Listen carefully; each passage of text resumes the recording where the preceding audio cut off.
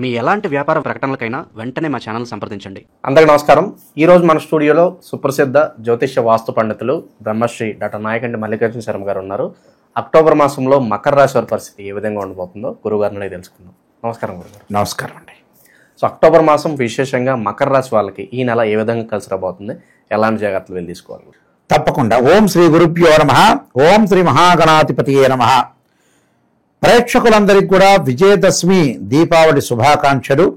October నెలలో మకర రాశి వాళ్ళ యొక్క గ్రహస్థితి ఏ విధంగా ఉండబోతుంది, గ్రహ సంచార విధానం ఏ విధంగా ఉందో ఒకసారి తెలుసుకుందాం. ఏ గ్రహాలు ఏ రాశుల్లో ఉన్నాయో తెలుసుకుందాం. ముఖ్యంగా ప్రధానంగా మిథున రాశిలో గురువు సంచారం చేయటం, 18 తర్వాత కర్కాటక రాశిలో అతిసార సంచారం ద్వారా కర్కాటక రాశిలోకి ప్రవేశం చేయటం, శని వక్రగతిలో అక్టోబర్ 3 నుంచి మీనరాశిలోనే వక్రగతిలో ఉండటం, రాహు కుంభరాశిలోను సింహంలో కేతు సంచారం చేయటం, శుక్రుడు సింహంలో కన్యారాశిలో సంచారం చేయటం, అలానే రవి కన్యా తులారాశుల్లో సంచారం చేయటం, బుధుడు కుజుడు తులా వృశ్చిక రాశిలో సంచారం చేయడం జరుగుతుంది. ఇది గ్రహస్థితి. ఇవన్నీ కూడా గోచారీత్యా చెప్పబడే ఫలితాలే కానీ జన్మజాతకాన్ని అనుసరించే ఫలితాలు కావు. ఇది అందరూ కూడా గమనించాలి. అలానే this is the transit system అంటారు. అక్టోబర్ మాసంలో మకర రాశి వాళ్ళకి ఏ విధంగా ఉంది? అయితే మకర రాశి వాళ్ళకి ఏమిటి అనంటే, మకర రాశ్యాధిపతి అయిన శని తృతీయ స్థానంలో వక్రస్థితిలో ఉన్నాడు. కుటుంబ పరంగా ఇబ్బందులు, అపార్థాలు, అనుమానాలు లేకుండా సజావుగా కాపురాన్ని సాగించాలి. ఫ్యామిలీ పరంగా ఎలాంటి ఇబ్బందులు లేకుండా సర్దుబాటుతనంతో అర్థం చేసుకొని ముందుకెళ్ళటం మంచిది. అది బంధువులతో కానీ, మిత్రులతో కానీ, కుటుంబ సభ్యులు కానీ, ఎవరైతే ఉంటారో ఫ్యామిలీ పరంగా ఉండే మెంబర్స్ తోటి అన్యోన్యంగా ఉండటం, భార్యాభర్తలు అన్యోన్యంగా ఉండి మ్యూచువల్ అండర్స్టాండింగ్ బాండింగ్లో ఉండటం చాలా ఇంపార్టెంట్. అలానే రాహు యొక్క ప్రభావం. రాహు ద్వితీయ స్థానంలో ఉన్నాడు కుంభరాశిలో. ద్వితీయ స్థానంలో ఉండటం వల్ల నేను ఇందా చెప్పినట్టుగా కుటుంబంలో కలహాలు అనేవి ఉండకూడదు. సర్దుబాటుతనము, లౌకిక జ్ఞానము, ఒత్తిడి గురి కాకుండా, ప్రెజర్కి అంటే ఫైనాన్షియల్ పరంగా గురి కాకుండా ఉండటం చాలా ఇంపార్టెంట్ ఇక్కడ. ఇక మిగతా గ్రహాల యొక్క సంచారాన్ని మనం చూసుకునేటట్టయితే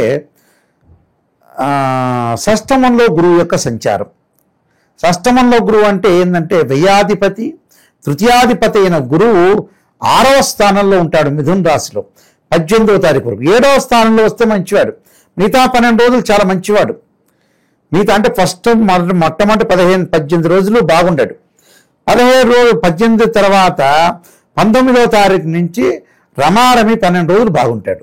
అప్పుడు వివాహ ప్రయత్నాలు సఫలీకృతం కావటం, ఫైనాన్షియల్ పరంగా డెవలప్మెంట్స్, ఆకస్మికంగా ధనలాభం, వీళ్ళు ఎవరికి డబ్బులు ఇచ్చినా కూడా మళ్ళీ తిరిగి వచ్చే సూచనలనే ఉంటాయి. అంటే వృత్తి, ఉద్యోగ, వ్యాపార రంగాల్లో వీళ్ళకి అనుకూలంగా ఉంటుంది. ఫైనాన్షియల్ పరంగా అద్భుతంగా ఉండే అవకాశాలు ఉంటాయి చివరి 12 రోజులు మాత్రం. ఇక మిగతావి ఎలా ఉండబోతున్నాయి అని మనం చూసుకునేటట్టయితే శుక్రగ్రహం అనేది అనుకూలంగా ఉంటుంది. ఎందుకంటే శుక్రగ్రహము పంచమాధిపతి అయిన శుక్రుడు వీళ్ళకి సింహకన్య రాశుల్లో సంచారం చేస్తాడు.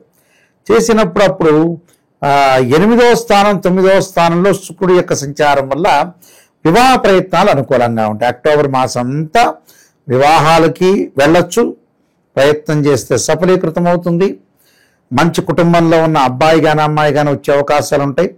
వాహనాలు కొనుగోలు చేయాలంటే కొనుగోలు చేయొచ్చు. బంగారు ఆభరణాలు కొనుగోలు చేయొచ్చు. బట్టలు కొనుగోలు చేయొచ్చు.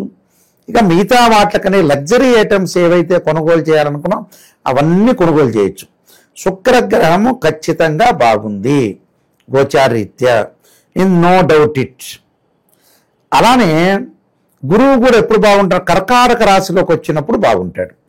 ఎప్పుడు వస్తారు? ఆఫ్టర్ 18th అప్పుడు బాగుంటాడు. అంటే 12 రోజుల పాటు అక్టోబర్లో చాలా అద్భుతంగా ఉంటాయి వీళ్ళకి. ఈ శుక్రుడు బాగుంటాడు, గురువు బాగుంటాడు. మిగతా గ్రహాలను మనం చూసుకునేటట్టయితే వీళ్ళకి కుజుడు యొక్క ప్రభావం కూడా చివరిలోనే బాగుంటుంది. అంటే 15వ తారీఖు తర్వాతనే. ద్వితీయార్థం అంటారు దీన్ని. ప్రథమార్థం అంటే మొట్టమొదటి 15 రోజులు, ద్వితీయార్థం అంటే 15 తర్వాత. అప్పుడు కుజుడు బాగుంటాడు కాబట్టి ఇళ్ళు వాహనాలు కొనుగోలు చేయొచ్చు, అగ్రికల్చర్ ల్యాండ్, అలానే కోర్టు సమస్యలు పరిష్కారం కావటం, ప్రతి తగాదలు గొడవలు తగ్గే అవకాశాలు ఎక్కువ ఉండటం, ఒకటి బంధుమిత్రులతోటి అనుకూలంగా ఉంటాం, మిత్రులతోటి కూడా స్నేహబంధం బాగా పెరగటం, శత్రువులు మిత్రులుగా అయ్యే అవకాశాలు బాగా ఎక్కువ ఉంటాయి. కాబట్టి అనుకూలంగా ఉంటుందని చెప్పుకోవచ్చు, పెద్ద విషయం ఏం కాదు. అలానే రవి యొక్క ప్రభావం, బుధుడి యొక్క ప్రభావం, రవి బుధులు కూడా ఉంటారు. రవి బుధుల యొక్క ప్రభావం కూడా అనుకూలంగా ఉండి నిరుద్యోగులకు ఉద్యోగ అవకాశాలు బాగా ఎక్కువ వస్తాయి. నిరుద్యోగ ఉద్యోగ అవకాశాలే కాకుండా వాళ్ళు ఏదైతే ఎక్స్పెక్ట్ చేస్తున్నారో దానికంటే ఎక్కువగా మంచి జాబ్ వచ్చే అవకాశాలు ఎక్కువ ఉంటాయి. కాబట్టి మంచి జాబ్ వచ్చే అవకాశం బాగా ఎక్కువ ఉంటుంది. అనుకున్న ప్రయత్నాలన్నీ కూడా సఫలీకృతం అవుతాయి. అనుకున్న ప్రయత్నాలు సఫలీకృతం కావటం ఒకటి, ప్రతిదానిలో కూడా విజయం సాధించే అవకాశాలు, అనవసరమైన విషయాలకు ముందుకు వెళ్లకుండా ప్రతి పనిలో కూడా విజయం సాధించే అవకాశాలు ఉంటాయి. కాబట్టి టోటల్గా వాళ్ళకి అనుకూలంగా ఉండే అవకాశాలు ఎక్కువ ఉంటాయి. కేతు వల్ల కూడా తీర్థయాత్రలు, పుణ్యక్షేత్రాలు, నదీ స్థానాలు, సముద్ర స్థానాలు, పుణ్యక్షేత్రాలకి దర్శనం చేసుకునే అవకాశాలు ఎక్కువ ఉంటాయి. విద్యార్థులకు కూడా అక్టోబర్ 18 నుంచి బాగుంటుంది. 18 వరకు ఏంటంటే బాగల ఈ సంవత్సరం అక్టోబర్ 18 నుంచి కొన్నాళ్ళ వరకు బాగుంటుంది. వేరే వ్యాపకాల మీద తగ్గించుకొని చదువు మీద కాన్సన్ట్రేషన్ చేసే అవకాశాలు బాగా ఎక్కువ ఉంటాయి. విద్య అనేది చాలా ఇంపార్టెంట్ కాబట్టి విద్య ఎందు అనుకూలంగా ఉండే అవకాశాలు ఖచ్చితంగా ఉంటుంది. కాబట్టి సో మిగతా గ్రహాల యొక్క ప్రభావం వల్ల కూడా స్త్రీలు గతంలో ఏదైతే చదువును కానీ ఒక వ్యాపారాన్ని కానీ ఉద్యోగాన్ని కానీ వదిలేసిన వ్యక్తులు మళ్ళీ అలాంటివన్నీ కూడా ప్రారంభం చేయాలని, భర్తకి సపోర్ట్ ఉండాలి ఉద్దేశంతో ఇవన్నీ ప్రారంభం చేసే అవకాశాలు కూడా ఎక్కువగా ఉంటాయి. మంచి సుపరిణామం చెప్పుకోవచ్చు.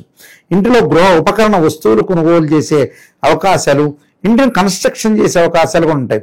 ఇల్లు మీద ఇల్లు కన్స్ట్రక్షన్ చేయటం, పొలాలు ఇల్లు కొనుగోలు చేయటం ఒకటి, అలానే కెమికల్ కంపెనీస్ పెట్టడం, స్మాల్ స్కేల్ ఇండస్ట్రీ రంగంలో దిగే అవకాశాలు కూడా బాగా ఎక్కువ ఉంటాయి. ఉద్యోగ పరంగా కూడా అనుకూలంగా ఉంటుంది. విదేశీ ప్రయత్నాలు కూడా కొంత ముందుకొచ్చే అవకాశం, సఫలీకృతం కావు కానీ బట్ ముందుకొచ్చే అవకాశాలు ఎక్కువ ఉంటాయి.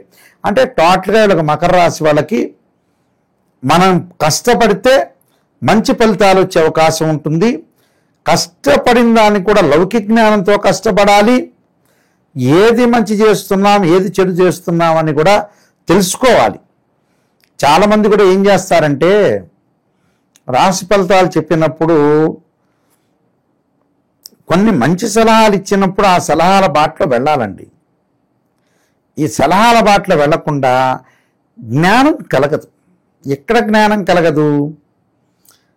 వృద్ధాప్యం వచ్చేటప్పటికల్లా ఒక అమ్మాయి పెళ్లి చేయాలి, అబ్బాయి పెళ్లి చేయాలి, వాళ్ళ జాతకాలు ఏంటి, వాళ్ళ జీవితం ఎలా ఉండబోతుంది, భవిష్యత్తు ఎలా ఉండబోతుంది, వాళ్ళు ఎలాంటి చదువులు చదువుతారు, వాళ్ళ యొక్క ఆరోగ్య పరిస్థితులు ఏంటి, మన ఆరోగ్య పరిస్థితులు ఏంటి, మనం ఎంతవరకు జ్ఞానం కలిగి ఉన్నామని ఎవరు వాళ్ళు అంచనా వేసుకోవాలి. ఏది నమ్మాలో ఏది నమ్మకూడదో ఆలోచన సరళే ముఖ్యం. అలాంటి ఆలోచన సరళితోటి ముందుకు వెళ్ళి ఏది వెనక్కి చేయాలి, ఏది ముందు చేయాలి, ఎక్కడ వరకు మనకు మిస్టేక్ జరిగింది ఆ మిస్టేక్ను మనం సవరణ చేసుకుని ముందుకు వెళ్ళాలి. స్త్రీయ లోపం పెరుగుటే పెద్ద విద్య, లోపం ఎరిగిన వాడే పూర్ణుడవుతాడు. మన వాళ్ళకి ఏంటంటే ఒకడు బాగుపడుతున్నాడంటే ఓర్చలేడు. వాడి కష్టం వాడు పడుతున్నాడు, వాడు కష్టపడితేనే బాగుపడతాడు, కష్టం లేకపోతే బాగుపడ్డు కదా. మనమేం వాడికి ఏం డబ్బులు ఇవ్వట్లేదు కదా. వార్చలేనితనం, ఈర్ష్యాద్వేషాలతోటి రగిలిపోతున్నారు జనాలు, ప్రజలు. ఎవ్వరి విషయంలో కూడా ముందు వెనక పనులు చేయలేకపోవటం.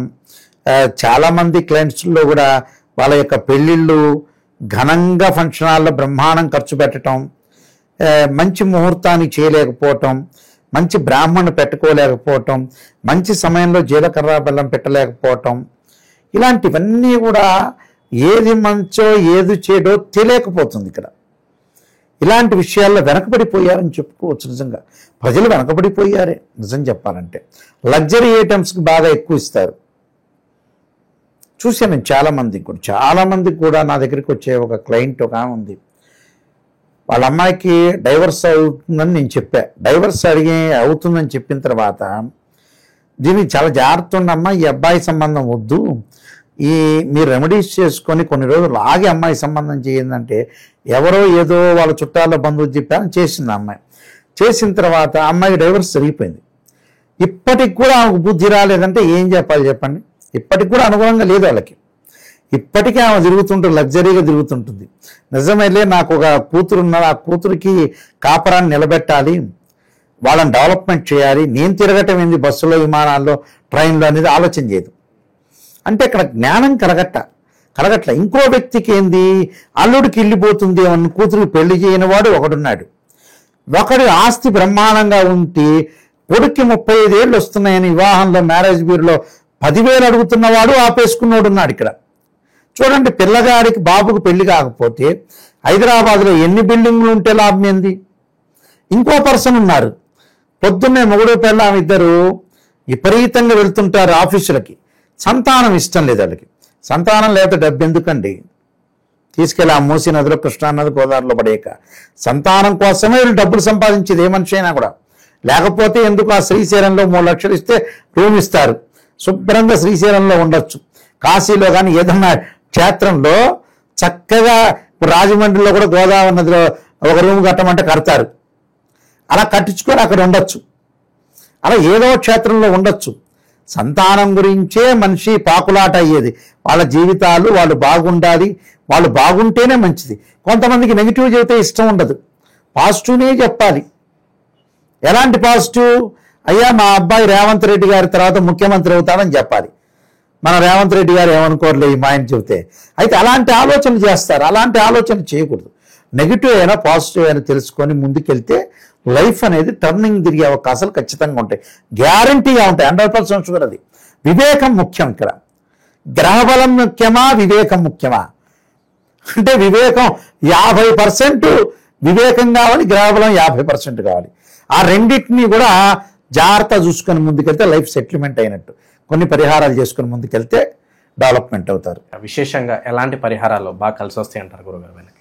ఈ రాశి వాళ్ళు ముఖ్యంగా దేవానాంచ ఋషీనాంచ గురుకాంచన సన్నిభం బుద్ధిమతంత్ర లోకేశం తమ నమామి బృహస్పతి అనే మంత్రాన్ని గురువారం చేయటం, అలానే నువ్వులు, నల్లని వస్త్రము, నల్లని చెప్పులు, నల్లని మేకు, నల్లని గొడుగు దానం చెయ్యాలి శనివారం రోజున. దానం చేయటమే కాకుండా ద్రాక్షారసంతో శనికి అభిషేకం చేయించడం మంచిది. అలానే ఎలాంటి ఆరోగ్యపరంగా ఇబ్బందులు కలగకుండా శివుడికి నువ్వుల నూనెతో అభిషేకం చేస్తే ఆయుర్వృద్ధి కలుగుతుంది శాస్త్రం. ఇలాంటి రెమెడీస్ చేసుకుంటే తప్పకుండా మంచి జరిగే అవకాశం గ్యారెంటీగా ఉంటుంది. చాలా బాగా వివరించారు. ధన్యవాదాలు గురుగారు. నమస్కారం.